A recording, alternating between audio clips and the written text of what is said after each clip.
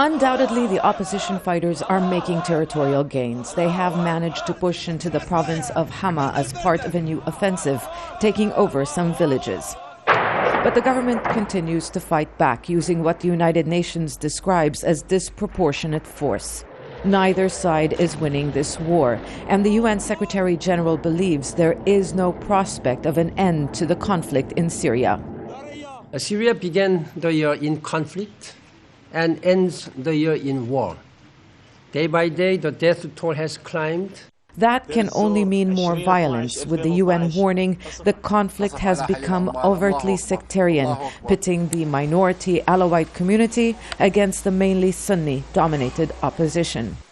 The UN Human Rights Council said in its latest report that there has been a clear shift in the nature of the conflict, with more fighters and civilians on both sides describing the civil war in ethnic or religious terms.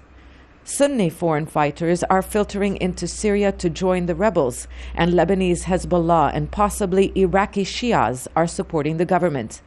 The report also says there are foreign fighters, some with links to extremist groups, and some anti-government forces are becoming radicalized. We have met foreign fighters in Syria. They don't make up the majority of the armed opposition, but some of the groups they operate with work independently from the mainstream Free Syrian Army. And some, like Jabhat al-Nusra, have made clear they don't recognize the Syrian National Council, the main political body in exile, and want an Islamic state in Syria. Fears are growing that the war may not end with President Bashar al-Assad leaving power. The UN has said there is a possibility of reprisal killings and prolonged violence that could last for years after the government falls. The conflict is approaching its second year. While this wasn't the first time warnings have been made, so far the UN report was the gloomiest assessment of the conflict yet.